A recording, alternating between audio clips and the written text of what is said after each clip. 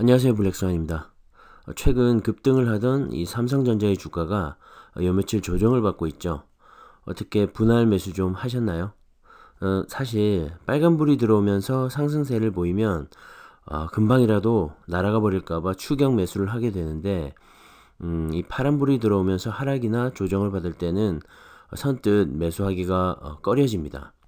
더 떨어지면 어쩌나 하는 걱정과 더 떨어지면 사야지 하는 하락 기대감이 교차하면서 말이죠. 그런데 이미 꾸준히 분할 매수로 모았다면 상승장일 때도 기분 좋게 매수를 하고, 하락이나 조정을 받을 때도 좀 더 싸게 살 수 있어서 기분 좋게 매수를 하게 됩니다. 왜냐하면 바로 장기 투자 때문이죠. 단타를 생각하면 조바심이 생깁니다. 빨리 매수해서 내리기 전에 팔아야 하는데 하는 생각이 앞서게 되는 것이죠. 그리고 떨어지면 그나마 생긴 수익률이 낮아질까봐 얼른 익절하고 싶어지죠. 하지만 장기 투자자는 느긋합니다.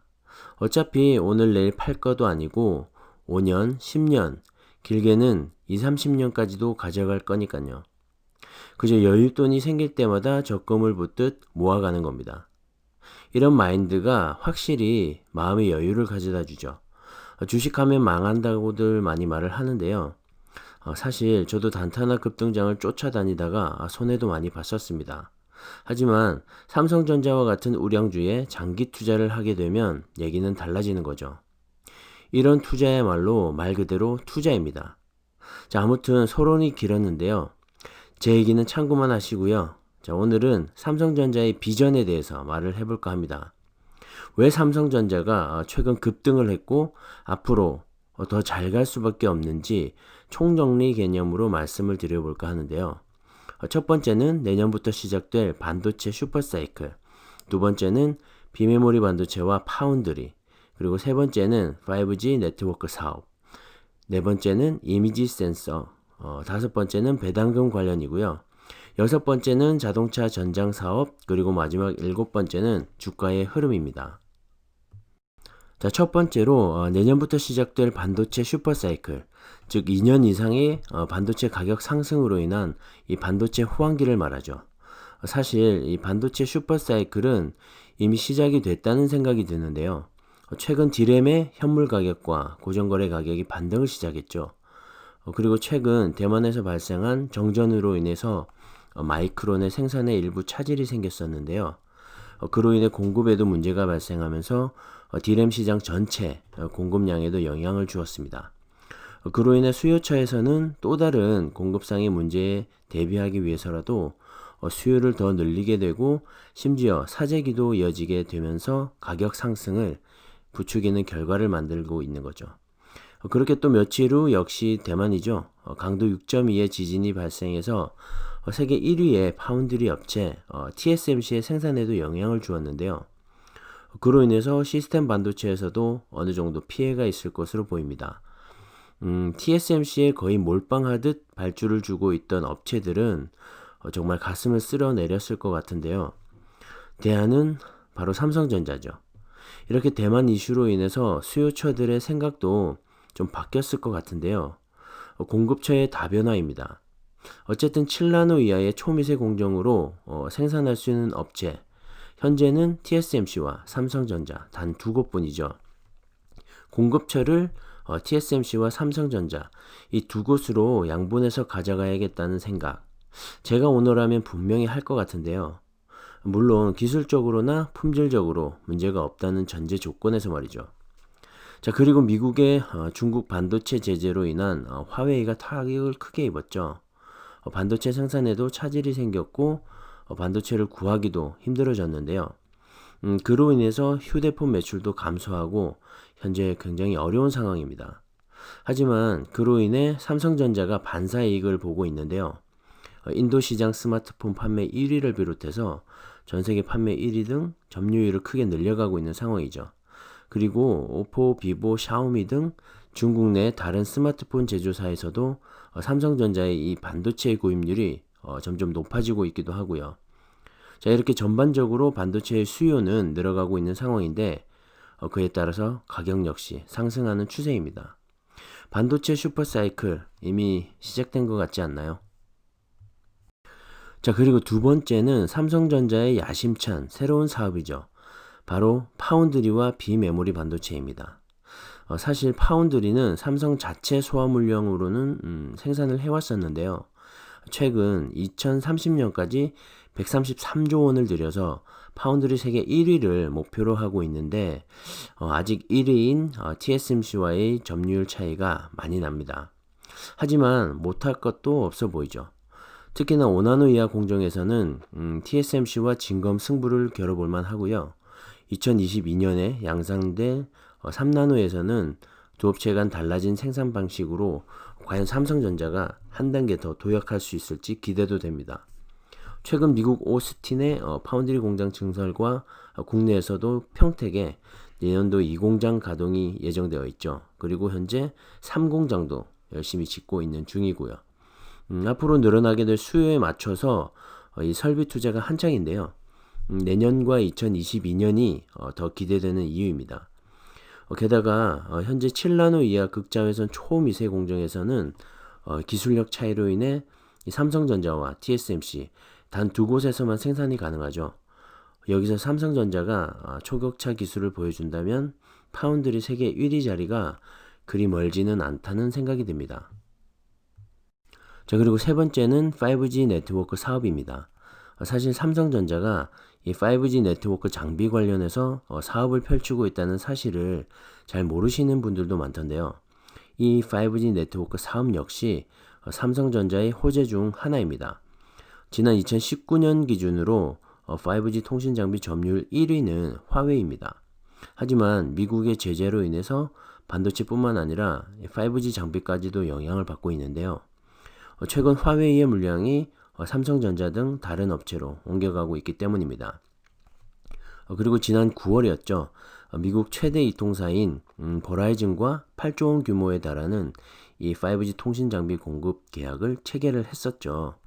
그리고 미국에 이어서 최근 캐나다 5G 이동통신 장비 시장에서도 점유율을 꽤 늘리고 있습니다. 비디오트론이 캐나다 퀘벡주 몬트리올에서 5G 서비스를 시작했다고 밝혔는데요. 몬트리올을 기점으로 퀘벡주 전역으로 확산할 예정입니다. 삼성전자와 비디오트론은 2019년 말 통신장비 공급 계약을 체결했고 5G망을 구축해 왔었는데요. 이를 계기로 북미 지역 5G 시장 공략에 더욱더 박차를 가할 것으로 보입니다. 특히나 최근 미국에서 대규모 5G 주파수 공급을 진행함에 따라서 추가 계약 가능성도 상당히 높은 상황이죠. 버라이즌과 AT&T의 5G 투자 본격화는 이미 두 통신사를 고객사로 확보하고 있는 이 삼성전자 입장에서는 향후 북미 시장 내 점유율 확대에도 긍정적으로 보입니다. 물론 매출 향상과도 직결이 되겠죠. 그리고 화웨이 제재로 인해 미국, 캐나다뿐만 아니라 최근 뉴질랜드와 호주 시장에서도 삼성전자의 점유율을 높여갈 것으로 보입니다. 애플의 아이폰 12부터 적용된 이 5G로 인해서 향후 삼성전자의 5G 통신 장비도 크게 성장할 것으로 보입니다. 자, 그리고 네 번째는 이미지 센서입니다. 최근 제 영상을 참고하시면 더 이해가 빠르실 겁니다. 간단히 설명드리면 현재 이미지 센서 부분에서 세계 1위의 점유율을 차지하고 있는 업체는 바로 소니입니다. 그런 소니를 현재 삼성전자가 2위 자리에서 맹추격 중에 있는데요. 지난해 상반기 소니와 삼성전자의 이 시장 점유율은 50%와 29%로 격차가 다소 컸는데요. 올해 상반기에는 44%와 32%로 두 업체 간의 점유율 차이가 꽤 많이 줄어들었습니다. 자, 이미지 센서는 카메라 렌즈로 들어온 빛을 디지털 신호로 변환해서 이미지로 보여주는 반도체입니다. 최근 스마트폰에서 늘어나고 있는 카메라와 자율주행차 그리고 4차 산업혁명에서 반드시 필요하고 수요도 많아질 소재입니다. 특히나 최근 삼성전자는 업계 최초로 1억만 화소 이미지 센서를 개발했죠. 샤오미 등에 이미 납품을 하기로 했고 심지어 6억만 화소까지도 개발 중에 있습니다. 그리고 D램 라인 중 일부를 이미지 센서 전용으로 전환하는 등 시장 대응에 맞춰서 캐파를 늘리고 있습니다. 향후 이 이미지 센서 시장 역시 급격한 성장세가 이어질 것으로 보여서 삼성전자의 매출에도 큰 영향을 미칠 것 같습니다. 자, 그리고 다섯 번째인데요. 향후 빠르면 내년 초에 있을 새로운 주주 환원 정책에서 발표될지도 모르는 이 배당 상향 조정 가능성과 특별 배당금입니다. 최근 삼성전자와 특히 삼성전자 우선주의 주가가 상당히 많이 올랐는데요. 4분기 배당 시즌과 맞물린 것도 있었고 내년 초 예상되는 특별 배당금도 어느 정도 영향을 미친 것 같습니다. 지난 2018년 주주 환원 정책에 따라서 3년간의 기간이 모두 끝나는 시점인데요. 그 기간 동안 발생됐던 잉여 현금 흐름, 즉 영업비용과 투자금에 사용되고 남은 현금의 50%를 주주들에게 돌려주겠다는 겁니다. 그로 인해서 내년 초 분기별 배당금 외에 주당 1,000원 내외의 특별 배당금이 지급될 가능성이 상당히 높은데요. 아직 확실한 건 아니지만 최근 높아진 주가만큼 상속세에 대한 부담감 역시 높아지고 있는 상황이라서 그걸 만회하기 위해서라도 특별 배당금이 지급될 것이란 게 지배적입니다. 자, 그리고 내년 초에 새로운 주주 환원 정책이 발표되는데요. 최근 글로벌 기업들의 배당이 높아지는 상황도 있고 최근 삼성전자의 주가가 많이 상승한 데 반해서 3년째 동결된 배당률 때문에 내년부터 배당금이 상향 조정될 이런 가능성이 큽니다. 앞으로 내년부터 삼성전자의 주가가 날아갈 호재들이 산재해 있기 때문에 배당금 상향 조정은 어떻게 보면 당연한 것일 수도 있겠네요. 우리 같은 주주 입장에선 땡큐인 거죠.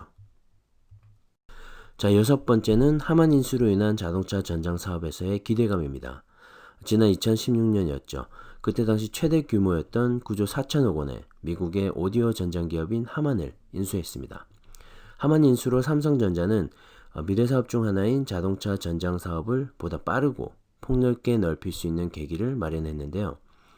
특히나 하만 인수로 하만의 고객사인 BMW, 아우디, 벤츠 등의 이 자동차 기업을 단숨에 고객사로 얻을 수가 있게 되면서 향후 전장 사업의 빠른 확장에 발판을 마련하게 되죠. 지난 3분기에는 인수 영업이익 1,500억을 달성하면서 삼성에 편입된 이후로 최대의 영업이익을 올렸습니다. 특히나 하만은 인포테인먼트 시스템을 통해 안전한 운전 환경을 제공하는 이 디지털 전장 부품인 디지털 콕핏 판매가 늘어나고 있는 상황인데요. 향후 자율주행차 등의 핵심 중에 하나가 될 것 같습니다. 앞으로 전기차와 자율주행차 등의 판매가 더 늘어나게 되고 전장 사업 역시 탄력을 받게 될 것 같은데요. 바로 이 전장 사업은 삼성의 향후 중요한 미래 먹거리 중 하나가 될 것임에 틀림이 없습니다. 자, 마지막 일곱 번째는 글로벌 경쟁업체 대비 아직까지 덜 오른 삼성전자의 주가입니다. 지난 3월 코로나 이후로 떨어진 주가는 미국의 나스닥 기술주들 중심으로 상당히 많이 올랐는데요. 그에 반해 삼성전자는 아직까지 매력적인 주가라는 겁니다. 많이 오르지 않았다는 것이죠. 특히나 파운드리 경쟁업체인 TSMC와 비교를 해봐도 주가 상승 여력은 충분한 상황입니다. 앞서 제가 말씀드렸던 여러가지 호재들을 감안해 본다면 지금의 주가는 아직도 싼 가격인 것이죠. 물론 아직 모든 것이 실현되지는 않았지만 가능성은 충분합니다. 그리고 최근 국내 해외 할 것 없이 삼성전자의 목표가를 올리고 있죠. 특히나 오늘 현대차 증권에서는 삼성전자의 목표가를 95,000원까지 제시를 했습니다. JP모건에서도 내년도 코스피 시장을 3,200포인트까지 말을 하고 있는데요. 아시아 등 신흥국 시장, 특히 한국에서의 제일 큰 상승을 바라보는 시각도 많습니다.